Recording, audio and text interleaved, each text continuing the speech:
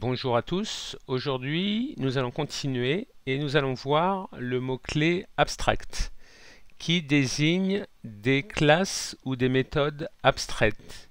Alors une classe abstraite, on ne peut pas l'instancier elle doit forcément donc être héritée pour pouvoir être utilisée.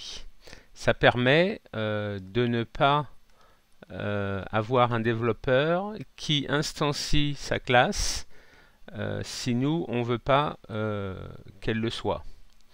Donc on utilise le mot-clé abstract qui veut dire abstraire, dans une déclaration de classe pour indiquer qu'une classe est destinée à être uniquement une classe de base d'autres classes. C'est ce que dit MSDN, la documentation de Microsoft. Donc ça veut dire quoi? Ça veut dire que une classe abstraite est une classe de base dont vont être héritées plusieurs autres classes. Donc une classe abstraite, c'est une abstraction, quelque chose d'abstrait que l'esprit conçoit, qui contient des fonctionnalités communes plutôt qu'une entité en tant que telle. Alors, je vais faire un retour chariot, voilà. Donc ça veut dire quoi? Ça veut dire que pour définir une classe, il faut que ce soit quelque chose de réel, une entité, un objet. Et si vous voulez regrouper des fonctionnalités communes à plusieurs classes, eh ben, vous créez une classe abstraite. Donc on va voir tout de suite comment ça s'utilise. Donc le mot-clé c'est abstract. Je définis une classe que j'appelle employé salarié qui va dériver de ma classe employé et ma classe e-salarié. Alors e-salarié c'est une interface. On l'a vu dans les vidéos précédentes comment définir une interface. Alors ici, soit dit en passant, ma classe s'appelle e-salarié, mais il ne faut pas mettre d'accent sur des noms de classes ou d'objets parce que c'est une mauvaise pratique. En plus, si vous partagez votre code avec des étrangers, ça peut poser des problèmes. Donc j'ai ma classe employé salarié. Et on voit que employé salarié, ça a une méthode qui s'appelle payer le salaire. Donc on voit bien que payer le salaire, c'est une fonctionnalité et c'est pas un objet. Donc on ne pourrait pas dire ma classe employé salarié est une classe standard, ordinaire. Donc ensuite, ma classe employé salarié elle dérive de ma classe employé. Et ma classe employé, c'est une classe très simple qui contient un nom et un salaire. Elle contient donc un constructeur qui reçoit une variable, une chaîne de caractères.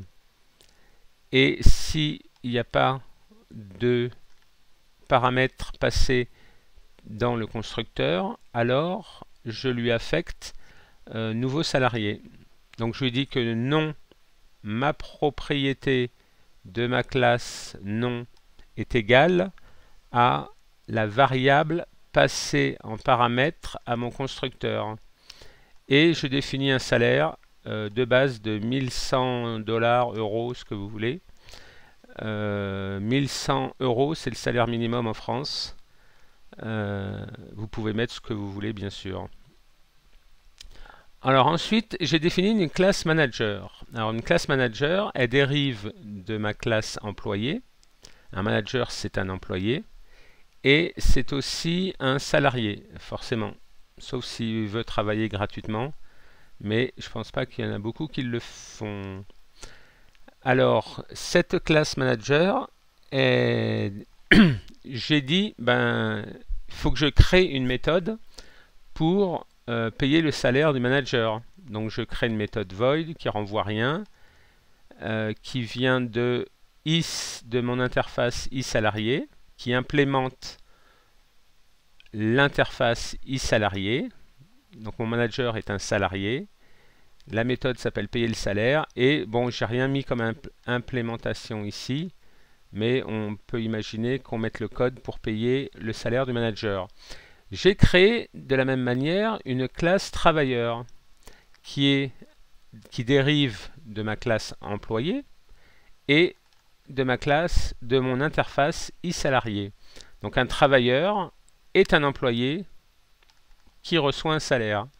Et donc, comme tout travailleur, on doit le payer. Donc on doit implémenter la méthode payer le salaire. Mais vous voyez que ici, j'ai que deux classes travailleur et manager. Mais imaginons que j'ai secrétaire, je sais pas, travailleur de nuit, etc., etc. Il faudrait que j'implémente à chaque fois cette méthode pour chaque classe type de travailleur. Et donc plutôt que d'avoir deux implémentations ici ou plusieurs, on va dériver cette méthode d'une classe abstraite. Donc c'est ce que je disais tout à l'heure, c'est qu'une fonctionnalité commune à deux classes, ici manager et travailleur, ou plusieurs, ou même plus que deux, peut être regroupée dans une classe abstraite où là on va définir le code pour cette fonctionnalité. Donc ici je crée une employée Melinda, c'est une nouvelle employée, je lui passe son nom en paramètre, je crée un nouvel objet que j'appelle Bill qui est de type manager, son nom je lui passe en paramètre Bill Gates, Steve c'est un nouveau manager et c'est l'instanciation, l'exécution du constructeur nouveau manager avec, ensuite, je lui affecte comme nom Steve Jobs. Alors vous pouvez voir ici que Richard Harper il me dit utiliser l'initialisation d'objets. Donc ça veut dire quoi? Ça veut dire que ici je pourrais mettre Steve. Là j'ai que nom comme propriété. Mais imaginons que j'ai nom, prénom, salaire, adresse, ville, code postal, etc. etc. Ça me ferait toute une liste avec beaucoup de Steve. Une de ses propriétés répétée plusieurs fois. Donc une bonne pratique, une bonne façon de faire, c'est d'utiliser l'initialisation d'objets et commencer, eh ben, on fait classe objet égale nouvelle instanciation de ma classe avec pour paramètre, là on dit voici la liste des paramètres de ce nouvel objet, et bien propriété est égale à sa valeur. Et si j'avais d'autres propriétés, et bien je ferais virgule prénom égale Steve, adresse égale Cupertino, pays égale USA, etc., etc. Donc ça, c'est une bonne façon de faire, c'est une bonne pratique, et je vous invite à le faire, à l'utiliser. Donc là, mon salaire, ben, il est implémenté pour mes employés.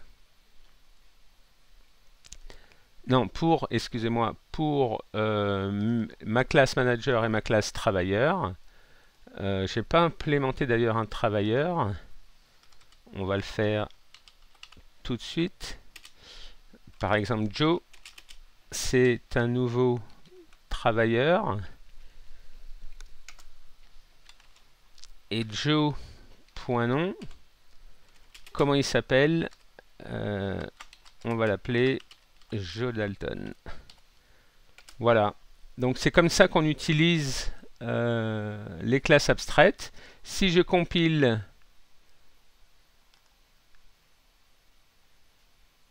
alors je suis pas sur le bon Le bon projet, j'ai fait un deuxième projet pour la prochaine vidéo, donc je vais définir comme projet de démarrage le projet sur lequel je suis en train de travailler, c'est-à-dire tutoriel classe abstraite. J'exécute, je compile, je vois que ça compile. Bon, là, j'ai rien affiché, mais je vois que ça fonctionne. Donc, ceci était la première vidéo sur les classes abstraites. Il y en aura d'autres. Je vais essayer de trouver un autre exemple qui soit un peu plus démonstratif, un peu plus simple, plus clair. Si vous avez aimé, vous pouvez vous abonner. Si vous avez des questions, n'hésitez pas à les poster. Merci et à bientôt.